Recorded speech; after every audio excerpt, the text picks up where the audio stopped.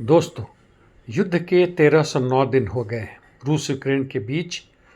और इस बीच में मध्य पूर्व एशिया में गाज़ा पट्टी में जनसंहार जारी है और हमास का प्रतिरोध भी जारी है। और यूनाइटेड नेशन जनरल असेंबली की 80वीं वर्षगांठ मनाई जा रही है और पूरे दुनिया में हो रहे अन्याय, अत्याचार, शोषण और जन हत्याओं के ऊपर पर्दा डालने की एकमात्र कोशिश है।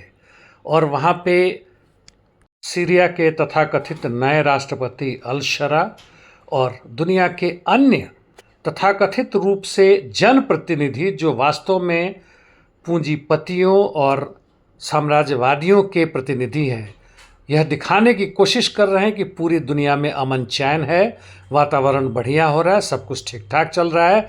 आप उनको साथ दें, अपनी फोटोग्राफी कर रहे हैं, एक वीडियो बना रहे हैं और बोलने में माहिर ये शातिर हम सब का मजाक बना रहे हैं। हम 8 अरब से अधिक की आबादी वाले इस पृथ्वी पर मेहनत का शावाम, इनके पीछे पीछे या तो तालियां बजा रहे हैं या विरोध कर रहे हैं भारी संख्या में, इसमें संदेह नहीं है, जो कि गलत दिशा में जा रहा है। चलिए अब हम बात करते हैं दक्षिणी यूक्रेन में, जहां युद्ध बहुत ज़बरदस्त जारी है, यानी जापोरिजिया में। कामियान्स्की के ऊपर स्टेपनोहिर्स्क के तरफ रूसी सैनिकों का बढ़त देखा गया है, जबकि निप्रो जापोरिजिया बॉर्डर पर रूसी सैनिक बेरेजोव के आगे बढ़े हैं और नोवोइवानोव्का पर कब्जा कर लिया है। सटे हुए पोक्रोवस क्षेत्र में रूसी सैनिकों ने मुरावका पर कब्जा कर लिया है, जो उडाकने सेक्टर में है। आईएसडब्ल्यू और अन्य खबरों से यह भी स्पष्ट हुआ है कि यूक्रेन की आर्मी नोवोटोरेस्क, पांकीवका, जो शाखोवस्की सेक्टर में है, आगे बढ़े हैं। रूसी सैनिक सिवेर्स्क से क्षेत्र से और उसके पहले टोरेस से भी कॉन्स्टेंटिनिवका, द्रुजकीवका टैक्टिकल एरिया जिसे कहते हैं, उसके तरफ से आगे बढ़ रहे हैं कॉन्स्टेंटिनिवका की तरफ।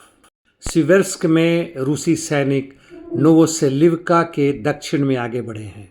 उत्तर पूर्व यूक्रेन में यानी लिमान क्षेत्र में आते हैं तो रूसी सैनिकों ने अंततः ज़ारिक्नोए पर पूरी तरह कब्जा कर लिया है और टॉर्स्की के उत्तर पश्चिम दिशा में आगे बढ़े हैं, जबकि क्रेमिना सेक्टर में भी रूसी सैनिक नोवोसेलिवका और डेरिलव की तरफ आगे बढ़े हैं।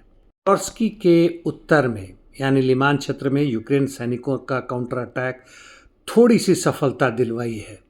कुपियान क्षेत्र में लड़ाई जारी है। कुपियान सिटी को घेरने की पूरी कोशिश हो रही है, लेकिन रूसी सैनिकों की बढ़त काफ़ी धीमे गति से चल रही है।